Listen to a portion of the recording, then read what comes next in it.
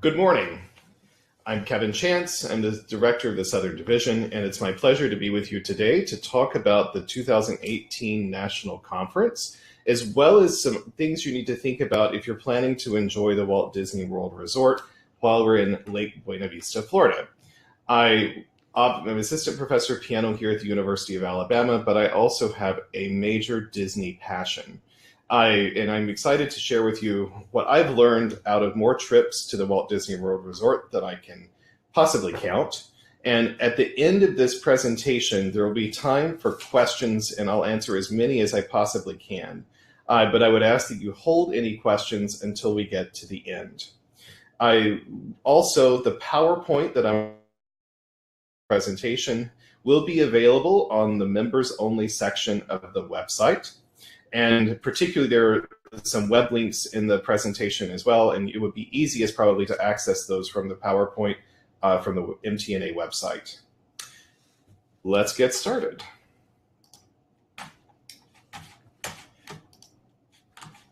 Hi, Liz. How are you? All right, I'm going to be switching over now to the PowerPoint.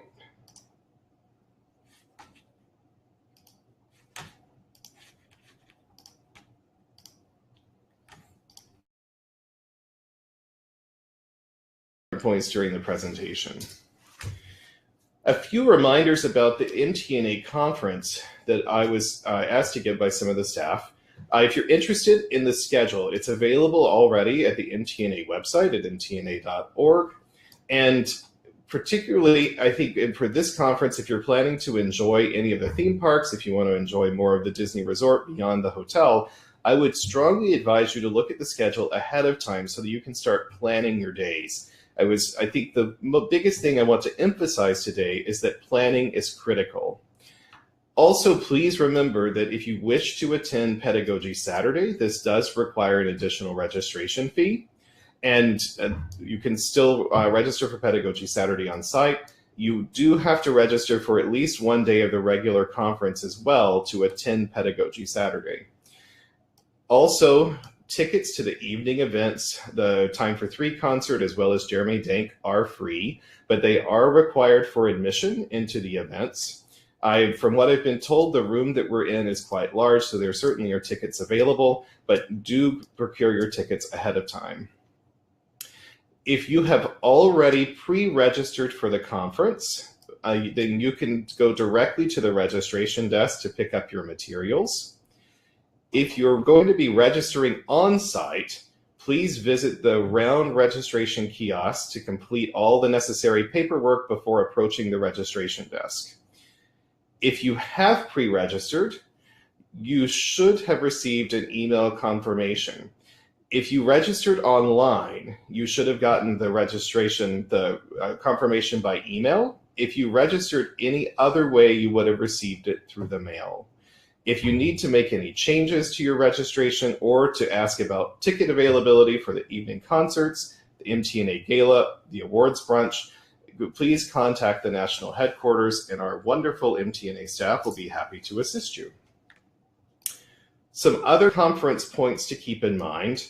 Many people are very interested in getting the competition program books that include the repertoire that all of the competitors in our national finals are playing. These program books are available for purchase on site for $10, and they do often sell out, so please plan to buy them early. Additionally, we have confirmation that Time for Three is going to be selling CDs at the end of their concert on Saturday evening, and they're also going to be available to sign the CDs following the concert. When you look in the program booklet, you'll notice there will be a map of the conference facility. It is double-sided, but you should bear in mind that the building is actually just one level, and it is all just in one building.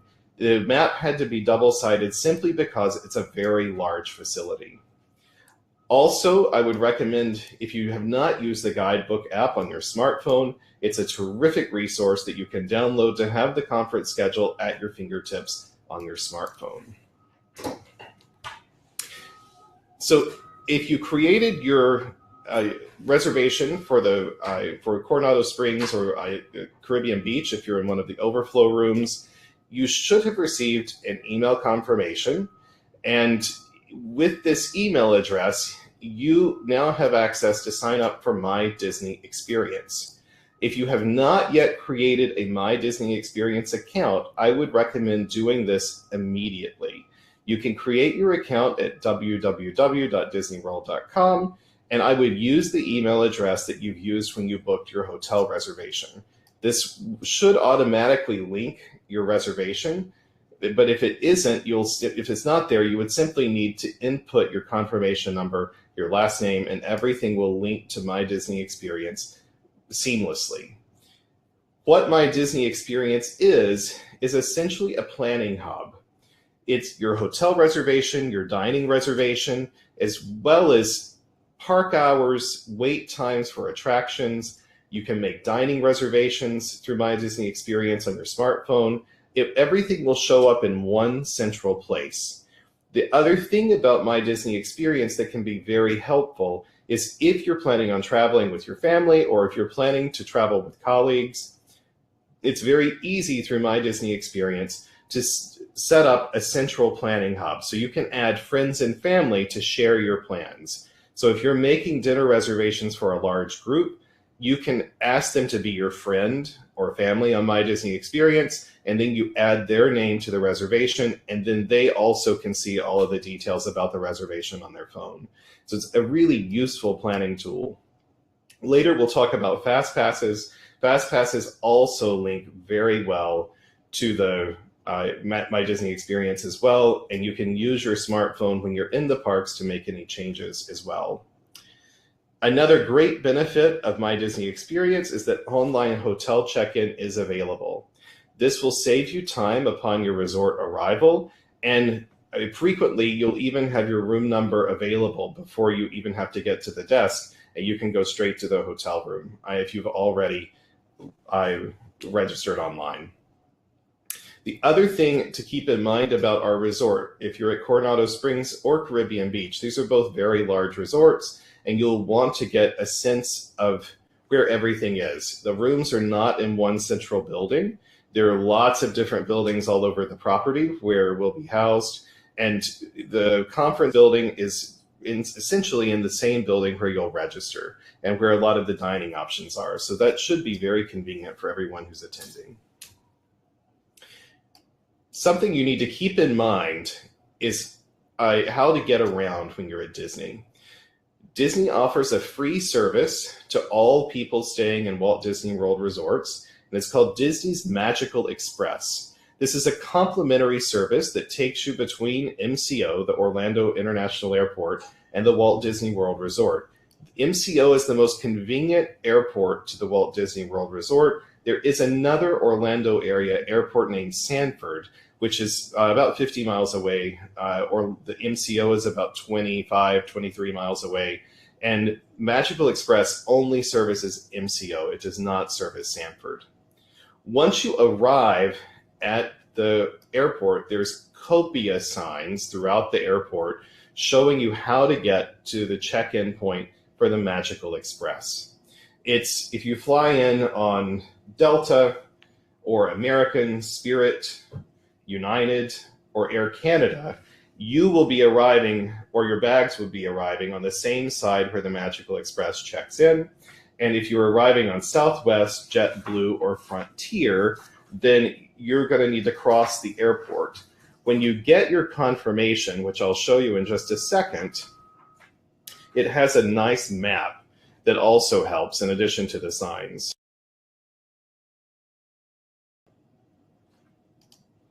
So this is the confirmation letter that you receive from the Magical Express. If you notice, here's the map of the airport showing you with the lovely Mickey head where you're going to check in. The other part of the Magical Express is it's a very convenient service where they'll also send you baggage tags ahead of time. They're yellow, and you'll notice when you get it, it has your name, it has your resort, and it also has a code that tells the baggage handlers where the bags need to go. If you get these yellow tags and place it on your bag on the handle, just like they would at the airport with their claim check, then this will take your bag directly from the plane to your resort hotel room. You do not have to stop and claim your bag unless unless you want to. If the yellow tag is on there, it will not come to baggage claim. It will go immediately to Disney World. It takes about 3 to 4 hours for the bag to show up in your hotel room, which I think is great to keep in mind, because anything you might need during those first few hours of being at the resort will need to be in your carry-on bag. Otherwise, you won't have access to it. The other thing to keep in mind about the Magical Express is that it's available for flights arriving prior to 10 p.m. If you're arriving after 10 o'clock at the MCO airport, then you'll need to claim your bag before you go check in for the Magical Express. Once you get to the check-in point, they'll scan your Magic Band, which I'll talk about in just a minute, or you can also give them a confirmation number for your hotel room or your confirmation for the Magical Express, and they'll direct you to which line to stand in to get to your resort.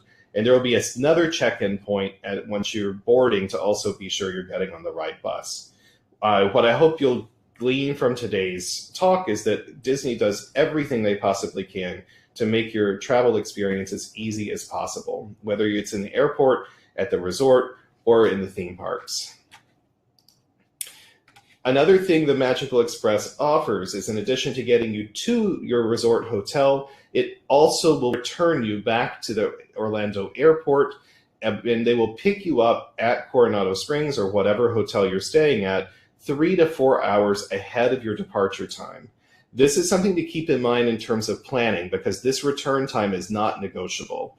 They will hang a pickup time on your hotel room door the night before your departure, and if you miss the bus, there are no future buses to pick you up. You would have to get a taxi or an Uber or a Lyft to get you to the airport. So as you're making plane reservations and as you're planning, be aware that your notice going back to the airport will likely be 3 to 4 hours ahead of when your flight is scheduled.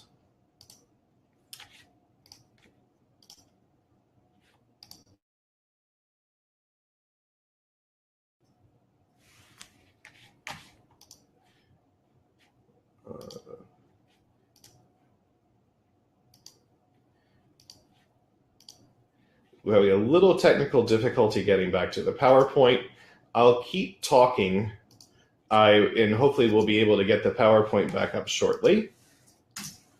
In terms of getting around while you're at Disney World once you've arrived, Disney does provide complimentary transportation from Disney's Coronado Springs Resort or Caribbean Beach to each of the following places.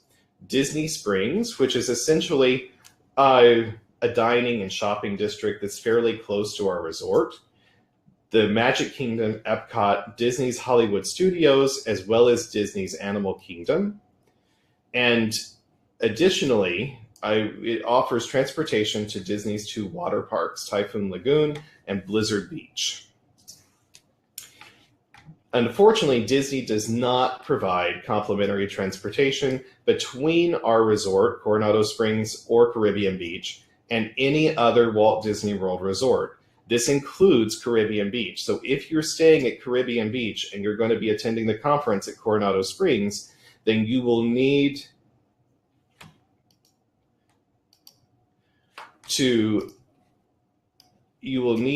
take either a Uber or Lyft, have a rental car, or you'll need to go to Disney Springs or a theme park to transfer buses to take you to the resort.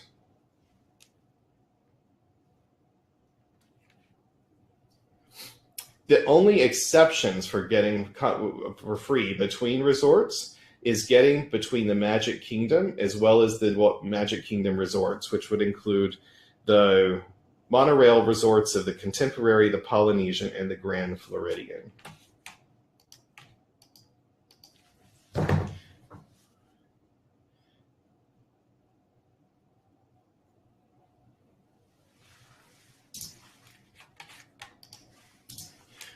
In terms of getting around, if you look at Disney's website and when you're making dining reservations, it states that you should allow up to 90 minutes for travel. And I feel like generally this is an overestimation of how much time it's going to take you to get from point to point, but it certainly could take this long, particularly if you're going to the Magic Kingdom and possibly Epcot. These are further from our resort hotel than some of the other places. In terms of the buses as well as boats, because there are boats that run between Epcot and the Epcot resorts as well as Hollywood Studios. Additionally, there are boats that run from the Magic Kingdom to some of the Magic Kingdom resorts. All of the buses and boats will run approximately every 20 minutes. There are also the bus stops that are at the resorts. Will typically have a screen that will show the anticipated arrival time of the next bus for your destination, which will be updated in real time. These are often up above, so if you look up while you're at the bus stop at Coronado Springs or at Caribbean Beach, you'll see a screen and it will have a little slot for each of the places you could be going, Disney Springs, any of the theme parks, and you'll see the times updating. So if a bus hits traffic, you'll see it adjust the time accordingly. So it gives you a very good sense of when to expect to see the next bus. If you are in a time crunch, particularly at mealtime, and you know you've got to get back in a timely manner, it would be worth considering getting a taxi using Uber or using Lyft. All of these services are available, and they would help get you around much more quickly. If you do intend to rent a car, or if you're driving in from any of the surrounding states, self-parking is free at the hotels. Additionally, parking is free for Disney Resort guests at all of the theme parks, and parking is always free at Disney Springs. However, you cannot park overnight at Disney Springs. Probably the biggest question I've been getting over the last few weeks from colleagues and friends is about dining. If you start looking at the Disney website and looking at dining options, it can be rather overwhelming. But I wanted to break down what the options are. There are essentially 5 different types of dining experiences available to guests at Walt Disney World: quick service, table service, character meals, dinner shows, and signature dining. Something I'll add before we talk about specifics to each category is all Walt Disney World restaurants, regardless whether it's fast food, quick service, or the really fine signature dining, are extremely accommodating of any dietary needs. So if you're at a quick service location, you can let the cashier know about any dietary restrictions that you or anyone in your party may have, and they'll work with you to accommodate them. Likewise, often if you're at a table service place, and even some of the quick service places, the chef will actually come out to speak with you about any accommodations that need to be made. Also, if you're interested in looking at menus, they are all available on the Disney World website. If you click on the restaurant, it'll bring up a web page for each restaurant, and the current menus are displayed there, along typically with prices. The quick service restaurants are essentially fast food. But I will say for the most part, it can be slightly elevated fast food. It's a step above McDonald's. Quick service restaurants are available at all of the Disney Resort hotels, Disney Springs, as well as throughout the theme parks. There are also now many quick service locations that allow you to pre-order your food through the My Disney Experience app. This can save you a huge amount of time, particularly since we're going to be there during spring break weeks. It's especially important that you consider using this option. You pre-order and you prepay, and then it gives you a button you push when you're arriving, and your food will be ready often within seconds of pressing the button. I find this to be a great time saver, and it's something that I would highly recommend people consider using, particularly given the timing of our conference.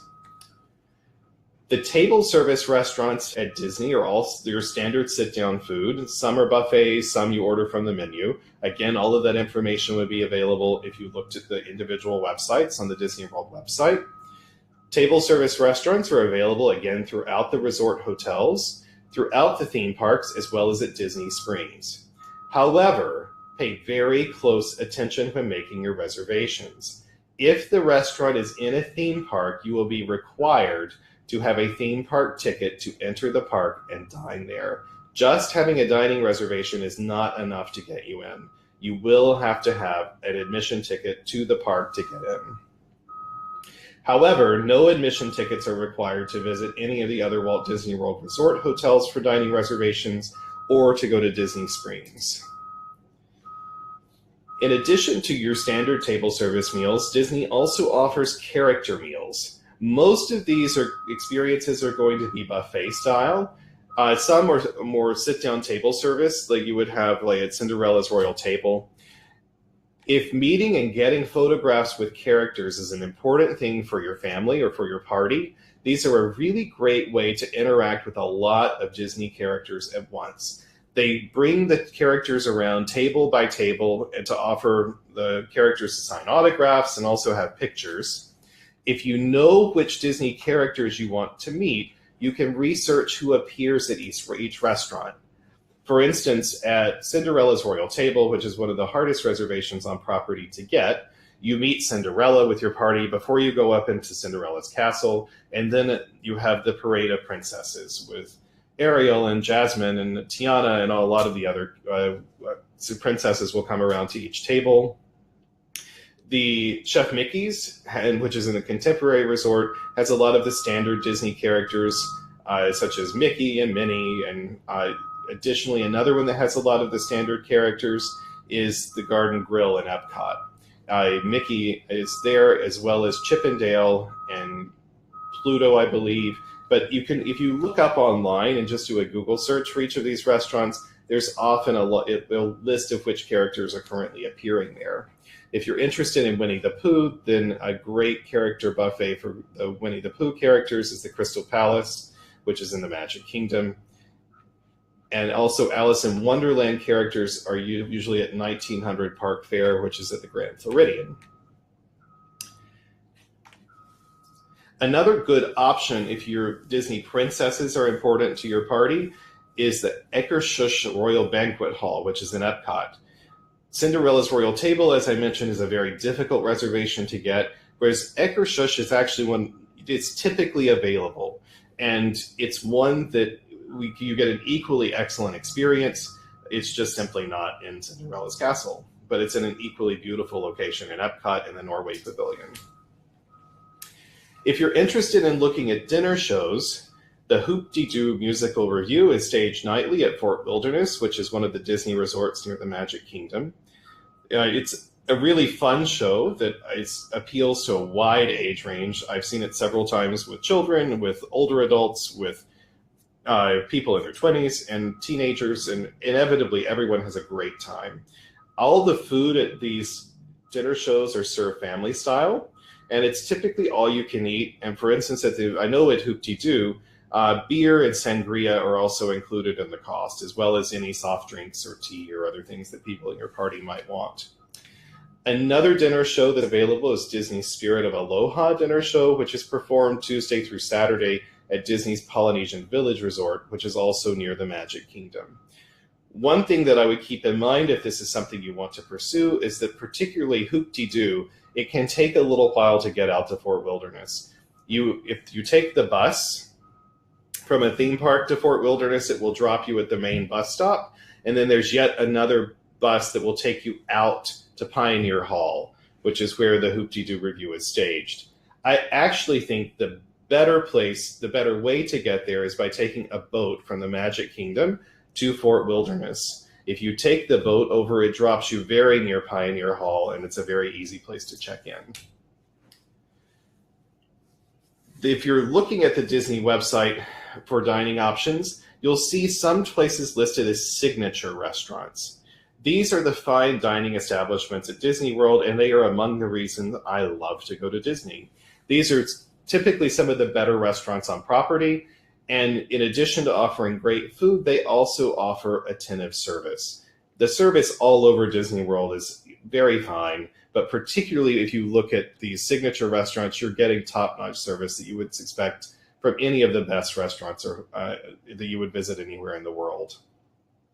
Signature restaurants are found in the theme parks, as well as at the deluxe resort hotels. We're staying at a moderate. Coronado Springs is considered one of the nicer moderate resorts at Disney. So we do not have one of the signature restaurants in our hotel, but it would be easy to get to several.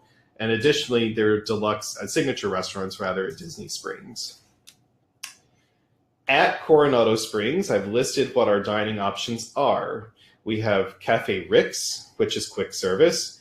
It's grab and go style, and additionally, it's open for all meals.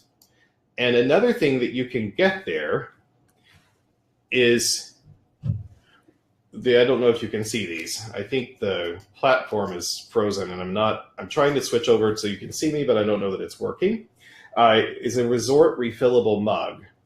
These are available for the entire length of your stay. So when you buy it, they'll scan a little code that's on the bottom. It's embedded in the cup. And then you can refill the mug with soft drinks, coffee, tea, anything that's available at the quick service places throughout your stay. And since there are refillable places very near the conference center, this would probably be a good investment, as it will usually pay for itself. They run about $20 or so with tax. And if you're buying stuff every morning or several times a day from the different locations, it would probably pay for itself in about 2 days maybe.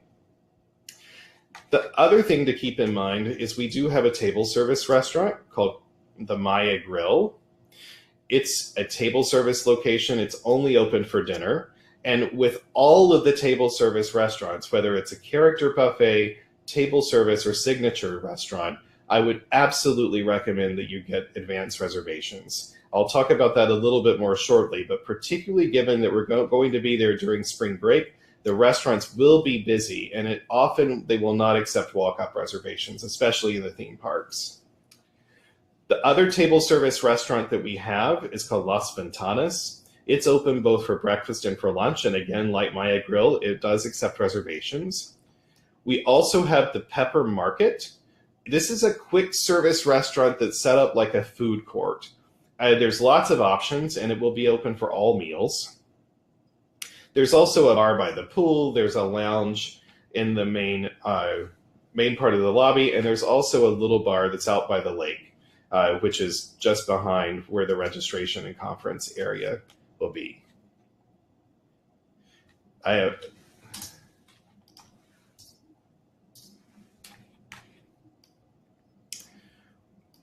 The big point I want to make about dining: be sure to book reservations ahead of time.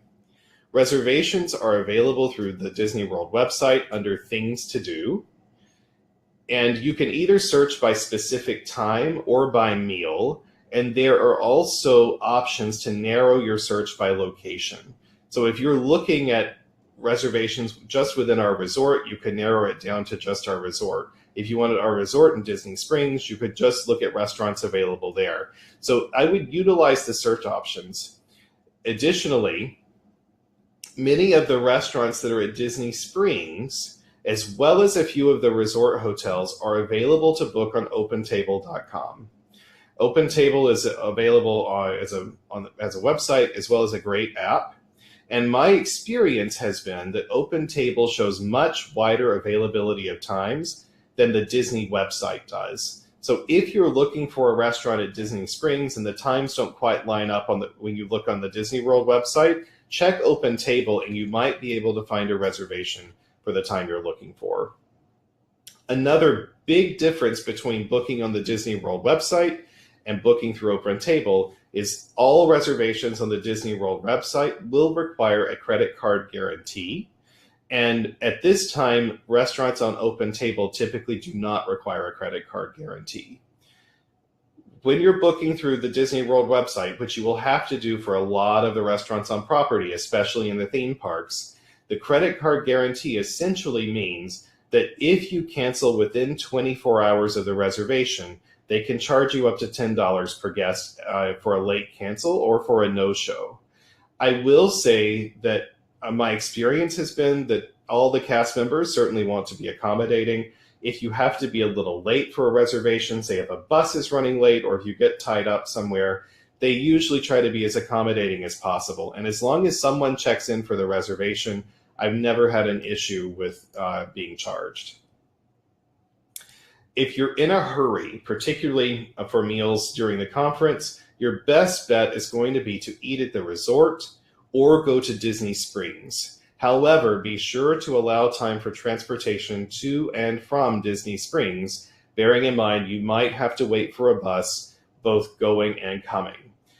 Going to Disney Springs, you'll be able to see the monitor.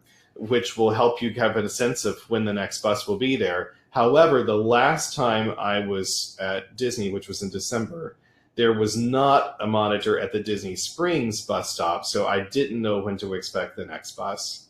I will say buses tend to run more frequently during meal times. They also tend to run more frequently from the parks around opening and closing. A frequent question that I'm getting is what places I would recommend. Honestly, I've had very few bad meals anywhere at Disney World. And if there is a problem with the meal, please let a cast member know, because they want to know and will do everything they can to make it right. However, I made a list on here of my picks based on the service of meal. So for table service meals, some of the ones that I want to point out from this list are the 50s Primetime Cafe, which is in Disney's Hollywood Studios. This is one of my favorite places to eat. The food is very much down-home pot roast fried chicken. And what's interesting about it is each table at the restaurant is designed to look like a different kitchen from like a 50s sitcom, like Leave It to Beaver. So in addition, your server is in character to be playing your aunt, your uncle, your mother, your father, and is for instance, if you have your elbows on the table, you'll get chided. If you have your cell phone out, they often will tell you not to play with your toys. Particularly if you ask for a server who really embraces their character, you can have a really good time. And I also find the food to be pretty good. They have excellent milkshakes. And the bar for 50s Primetime Cafe is directly adjacent, and it's called Dad's Lounge. And at the very least, it's fun to just pop your head in and look, because it's a neat place. One of my favorite buffets on property is at the Animal Kingdom Lodge, which is not very far from where we'll be staying. It's called Boma, Flavors of Africa. It's not just African food. There certainly is some fairly authentic African food there, but the food is top-notch. They have really great carved meats and excellent food, excellent service. And the Animal Kingdom Lodge is well worth visiting anyway, because it's just a spectacular place. You'll notice on this list, there are a lot of places that say they're in Epcot World Showcase. If you haven't been to Epcot before, it's really two theme parks in one. The front of the park that has the famous geospheric dome with Spaceship Earth is Future World. This is close to where the buses will drop you. If you just walk straight through Future World, past the ball, past the fountain, and just keep going straight, you'll run into what's called World Showcase. And World Showcase is a lot of different countries of the world, essentially in miniature. It gives you a taste of each country, and in this case, literally, there are restaurants specific to each country. Some that I have listed here that I especially enjoy are Chef de France, which is in World Showcase in the France Pavilion, La Hacienda de San Angel, which is in Mexico, Restaurant Marrakesh, which is in Morocco, and then Tutto Italia and Via Napoli, which are in Italy. Any restaurants that are not on this list, it doesn't mean they're not good. It just means they just didn't happen to make the list on the given day that I was typing this. Again, all the meals you'll have will probably be very nice. A few others I'll point out.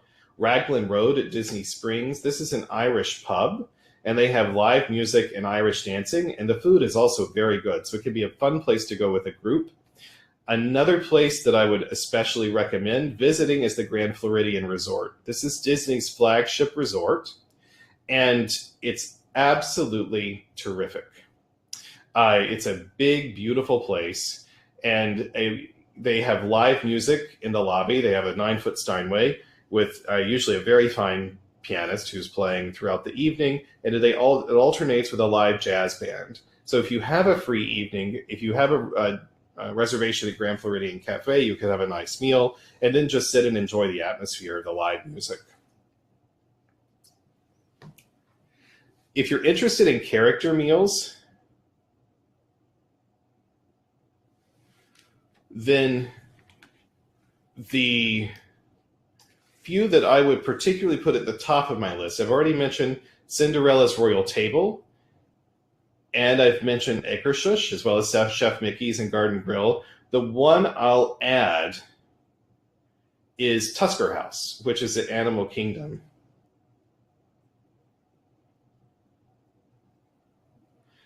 Tusker House also has Mickey and several other standard characters, and the food is very good. In addition, I find this is also one of the more well-managed of the character meals, along with Garden Grill. At Garden Grill and Tusker House, the characters often spend a little bit more time at each table, and I think the experience at both of them is really wonderful.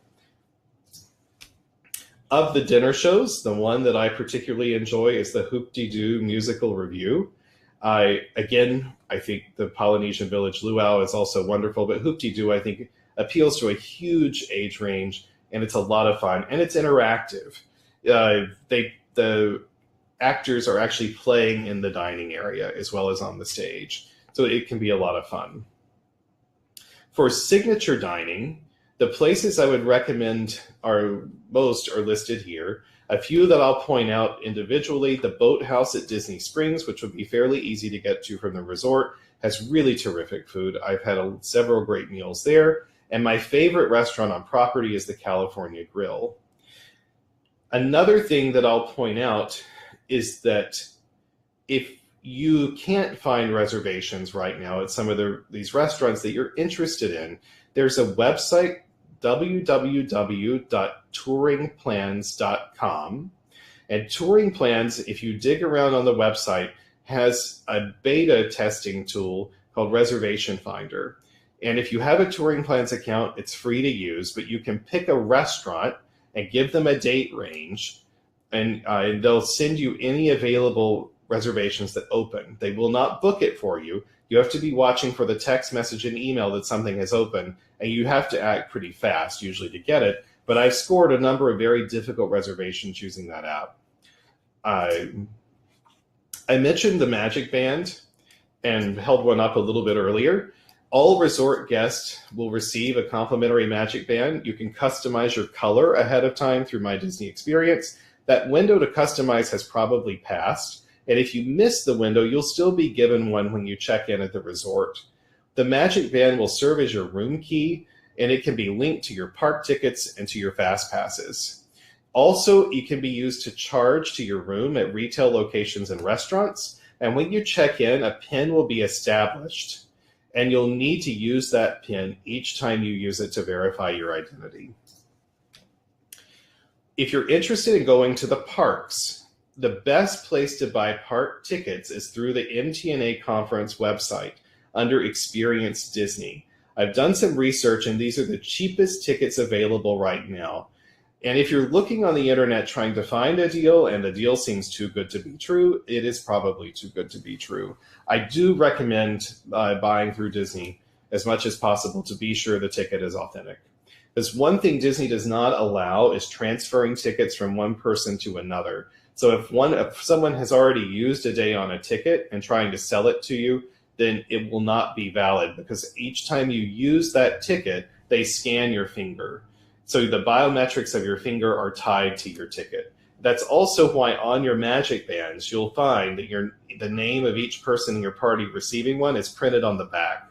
That helps keep everything straight. Keep in mind that rates on these convention tickets will increase at 4 p.m. Eastern Time on March 10th. Regular tickets have already gone up, and the conference tickets will be going up very soon. So if you're wanting to go to the parks, I would buy soon. Another interesting thing available for conference attendees is you can buy partial day tickets that are cheaper to either enter the park after 2 p.m. or enter the park after 5 p.m. The only place you can buy these is through the conference website. You can't go to a ticket window in one of the parks and get a partial day ticket.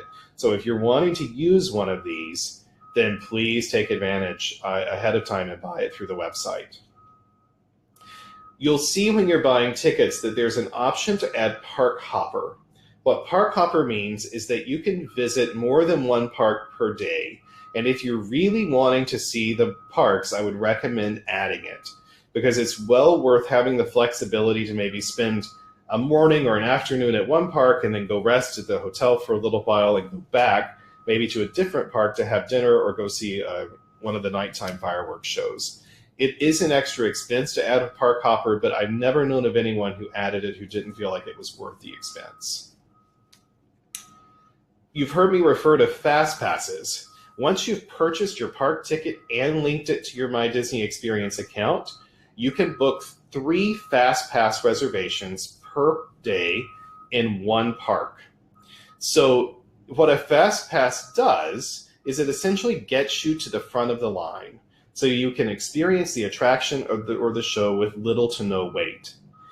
Fast Pass is complimentary. It's included with all park tickets.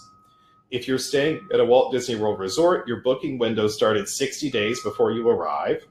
And if you were staying at an off-site hotel, your booking window starts 30 days out.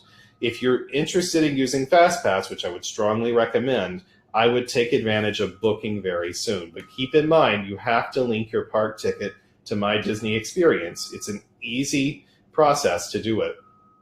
But you can't book FastPasses until that's there. When you book a FastPass, it will give you a 1-hour window in which to experience the attraction. Make sure that you arrive within the 1-hour window, because when you get there, they scan your Magic Band to make sure that you're within the time frame. And then once you have scanned your Magic Band, you go forward.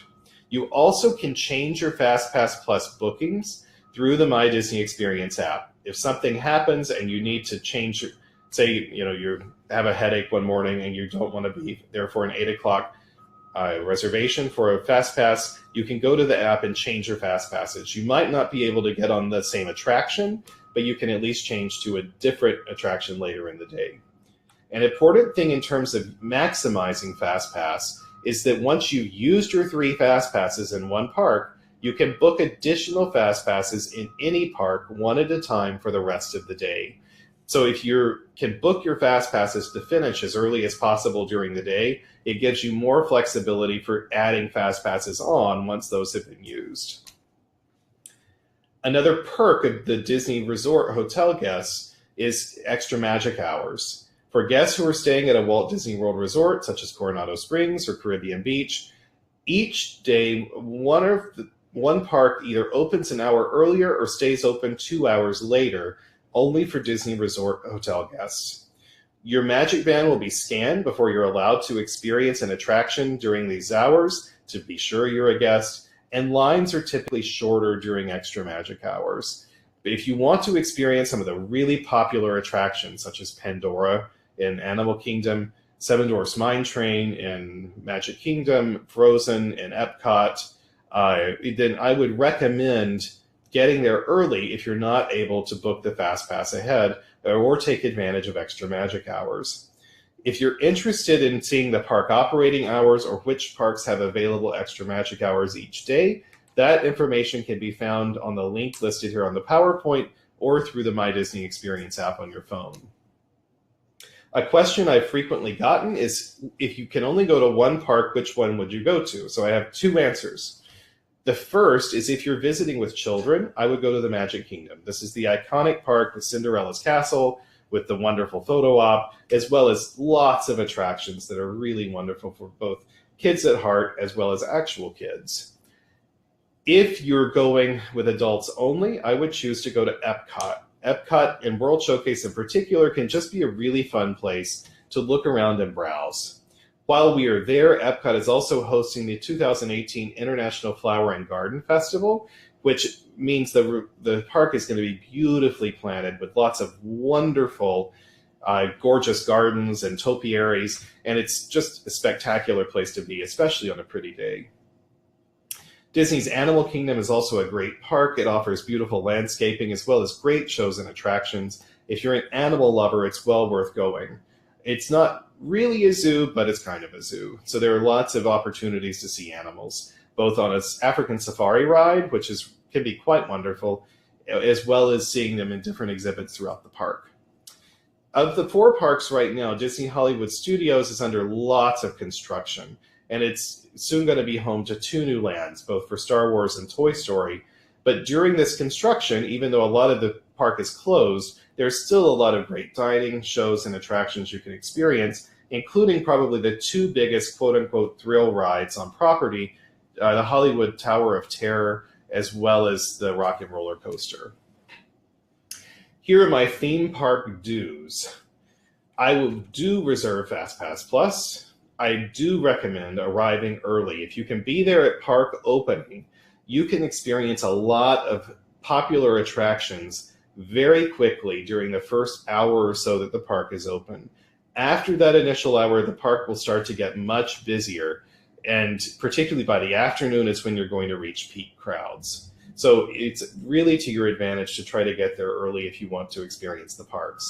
Also take advantage of the extra magic hours. I'm especially a fan of the evening magic hours because I'm not such a morning person, but either way, they're a great opportunity. Also, be sure to see some of the nighttime fireworks spectaculars. The two that I think are the most memorable are at Magic Kingdom as well as Epcot. And additionally, there's Fantasmic, which is held at Disney's Hollywood Studios, which is in an amphitheater, and it's a spectacular show as well. And Animal Kingdom has a show called Rivers of Light, which is a more subdued show. It's very beautiful, but there are no fireworks. And Disney does fireworks unlike any other. So it's well worth taking advantage of these fireworks shows, which are shown 365 days a year. The other thing I would recommend, there's a tendency, I think, at Disney to get very busy. Be sure to slow down, to notice all the details that are surrounding you, both in the theme parks and the resorts. Disney goes out of their way to create immersive experiences, so slow down and look around. Also, be sure to make dining reservations ahead of time, even if you're just planning to eat at the resort. Having reservations will really help you make sure that you're able to eat at the time you want, at the place you want. And again, given that we're there during spring break, it's especially important to take advantage of it.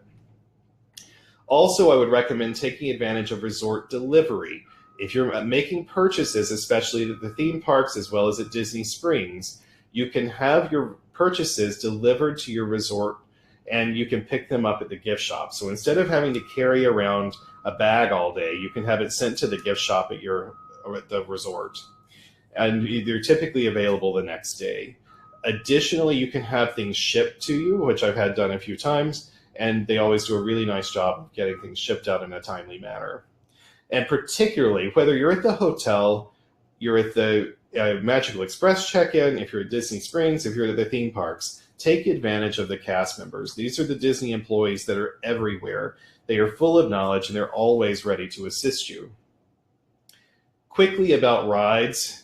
Disney's rides are something I've gotten a lot of questions about, and people have been a little apprehensive about some of the rides. But what I think you should keep in mind is Disney designs all of their attractions to tell a story. They're also designed to appeal to the widest possible segment of society. And anything that might be considered a thrill ride at Disney is quite pale compared to what, in terms of thrill factor, that you would get at a lot of other theme parks. What Disney's more interested in is, instead of turning your stomach, is to give you a very memorable and often immersive experience. So I really wouldn't be afraid to try anything. Nothing there is going to be terribly crazy, and I think it's really worth just trying something new. Quickly, Disney Springs. This is the newly imagined version of what used to be called Downtown Disney. This is something you'll want to take advantage of a lot. Again, as I mentioned, there are lots of great restaurants there. There's great retail, and there's live entertainment interspersed throughout Disney Springs as well. The places I would recommend for shopping is a great Japanese store called Uniqlo that offers a lot of cheap but good clothing options. You can tell I like food. The Ganachery is a place where you can watch them make chocolate, and then there's lots of beautiful options to choose from to buy. And Amorette's Patisserie is another onstage kitchen that offers really wonderful sweets. If you're interested in spas, there are the Disney Senses spas available at the Grand Floridian in Saratoga Springs, as well as at Coronado Springs, a massage and a salon are offered. There's a link to golf. I'm not a golfer, so I won't pretend to know a lot about it, but I know there's lots of great golfing options. And there's also great water recreation opportunities, including specialty cruises. And there are fireworks cruises available if you're interested in those. They're quite expensive, but they're really wonderful opportunities to get to experience these fireworks shows I mentioned in a private setting. I'm going to open now the chat for questions, and I'll answer as many as we have time for. If I don't get to your question, or if there's something that comes up after today's webinar, please feel free to contact me at any time at either of the email addresses I've listed. And most importantly, I really hope that you'll be able to have a magical time. I know Disney will go out of their way and to make this a great experience for you, and I hope you have a wonderful time at the conference. So I'll be watching now for questions. If anyone has any, please post them in the chat and I'll respond.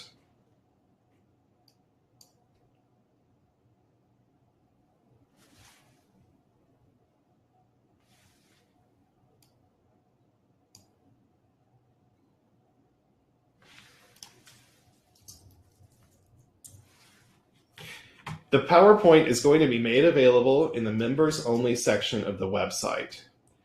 I'm sorry that there were some issues with projecting today. Obviously, technological glitches happen, but you should be able to pull it up on your own computer through the members only website. If you want to do fast food the whole time, that's completely your option, Rebecca. We do have the opportunity to have other things beyond just fast food, if that's something you're interested in. But if you're planning to eat at the resort, we have 2 fast food options, as there are also lots of fast food options at Disney Springs. If you want a recommendation at Disney Springs, my personal favorite is called the Polite Pig, which offers great barbecue. Also, another one I would recommend at Disney Springs is Blaze Pizza. Let's see, I see another. If you cannot skip check-in unless you have your Magic Band.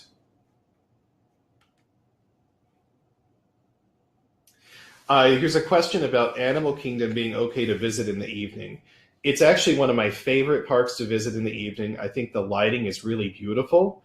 They have offered the safari ride at night. I'm not sure if that's still going on, but I think it is. And all of the attractions, I believe, are still open until closing. I particularly love to ride Expedition Everest in the evening. It gives you a really gorgeous view of the resort. Laura made the comment, being spontaneous at the resort is not very easy. And sadly, I would tend to agree, mainly because of when we're going to be there. Because of spring break, things are going to be pretty busy. So you're going to need to plan ahead.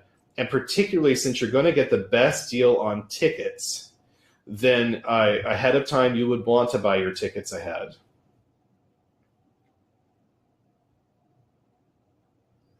Yes, I believe the poolside bar at Coronado Springs, I believe, does have some food options.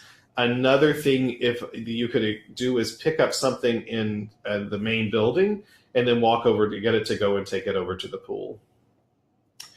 Baggage tags would come through the mail once you've registered for the Disney's Magical Express.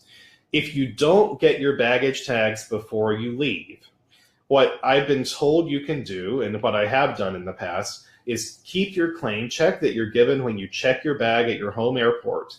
And when you get to the Magical Express, you can give them the baggage tag or the number off that baggage claim check, and they will communicate that to the baggage handlers and get the bag to your resort. So if you don't get the yellow tag, all hope is not lost. Just be sure to take your claim checks with you.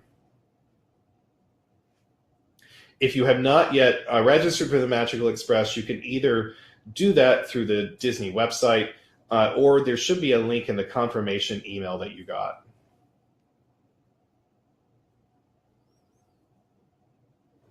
No problem, Marlo. I'm happy to help. Any other questions?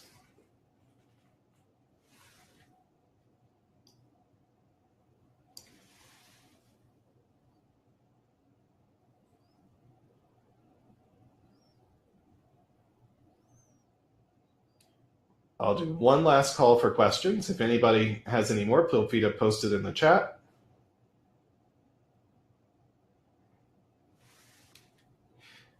Checkout, I believe, is at 11 o'clock.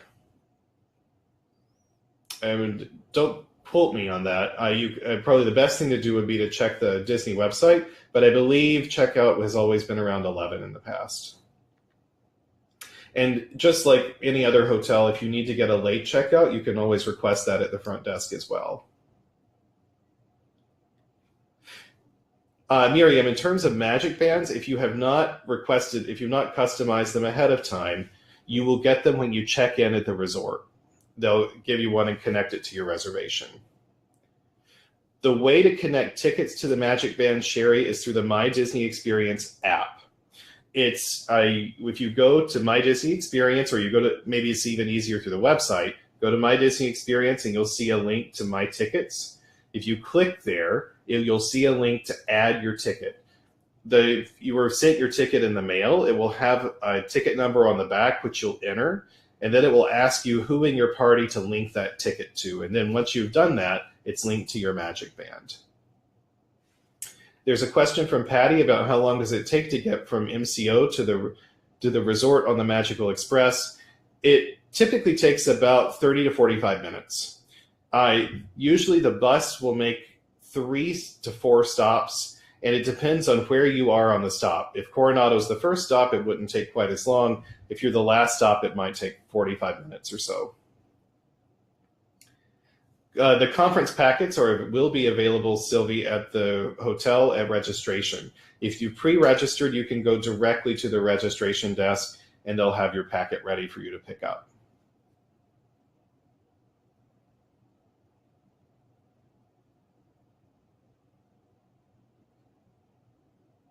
The park that's closest to Coronado Springs would probably be Animal Kingdom, Faye. Animal Kingdom's quite close to Coronado.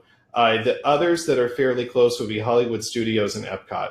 Probably the furthest away, I would say, would be Magic Kingdom. But again, nothing's all that far away. Everything by bus will be probably 10 to 25 minutes, depending on how traffic's rolling on a given day. So don't let distance be a terrible deterrent to you. Other questions?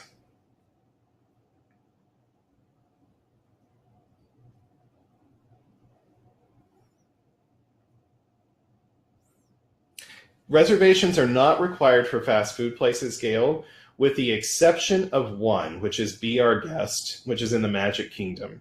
That's a very popular restaurant, and it is a fast food restaurant at lunch, as well as for breakfast, I believe. So be sure if you want to eat at Be Our Guest that you reserve ahead of time, but that's the only fast food place that requires advanced reservations. Again, if you're interested in exploring the fast food options in the theme parks especially, consider taking advantage of the mobile order option in the My Disney Experience app.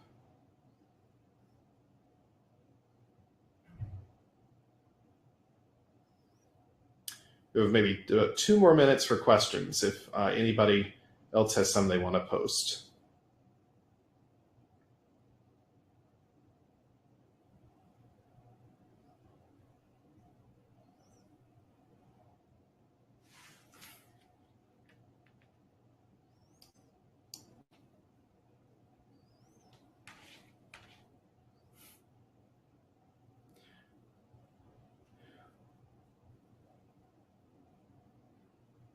Any other questions?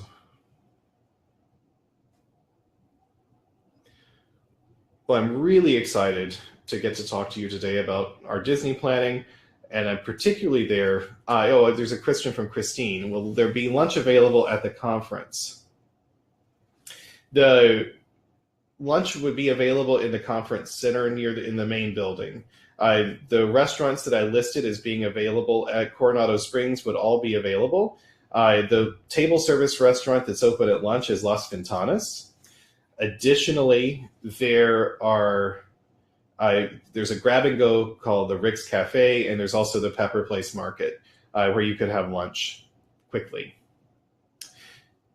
Yes, Lynn, there is a complimentary shuttle from the airport to Coronado Springs called Disney's Magical Express. If you go back to the slide on the PowerPoint through the members only website, then you should be able to find a link where you can register for it. But it would be best to request it ahead of time. Hi, Lynn. Yes, maps of the resort are also available at the Disney World website.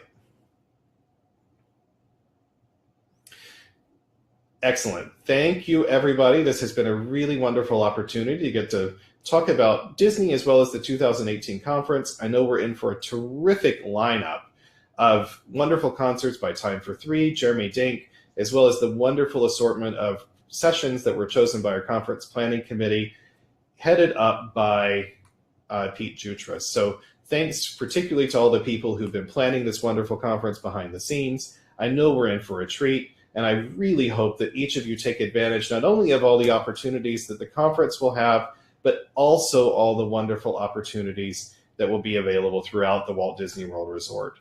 It's my pleasure to be here speaking with each of you today, and I really hope to meet each and every one of you at Disney World. Have a great afternoon, and if you have any questions, my contact information is available on the last slide of the PowerPoint. Thanks so much.